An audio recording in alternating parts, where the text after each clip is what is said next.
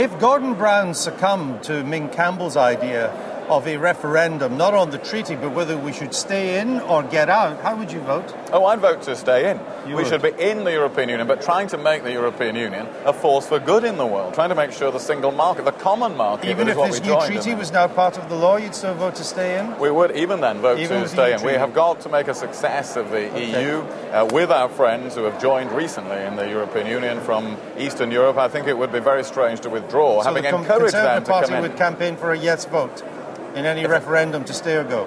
Absolutely. All right.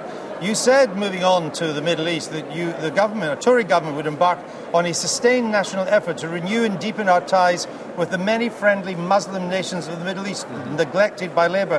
Who are you talking about? I'm talking about a lot of those Gulf states like the United Arab Emirates and Oman. We have good ties with them already. We have long historic ties, but many of them have not been visited by senior ministers for a very long time. Tony Blair, in 10 years as Prime Minister, only went to the United Arab Emirates, our biggest trading partner in the Gulf, once, right at the end of his premiership. Because the UAE, which I know well, is a small player in that part of the world. Who else? The UAE is our biggest trading partner in the Middle East. So it's not just who else. That is important in itself. Who else? It includes the Kingdom of Bahrain as well, and of Kuwait. Well, that's not the UAE. And it's not part of the UAE, Bahrain. No, I'm saying as well as the UAE. No, but these are all small little city-states. Who else? They are of huge importance to the future of the Middle East. I'm also talking about Egypt, countries of North Africa.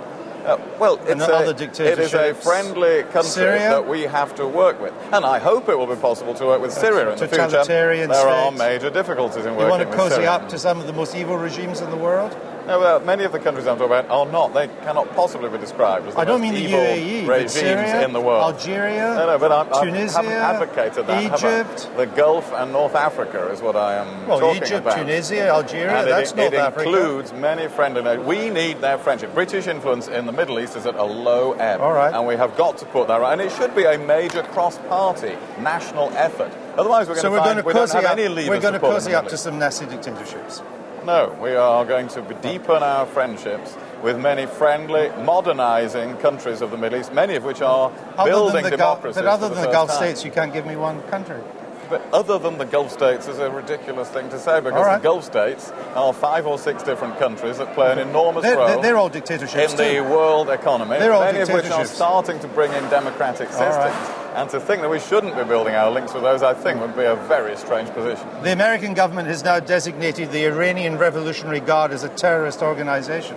Do you agree with that? Well, all the evidence is that it is a terrorist organisation, so yes, I would agree with that. The Conservative government would do that too. And I think it is very important for European nations to take a stronger position on Iran.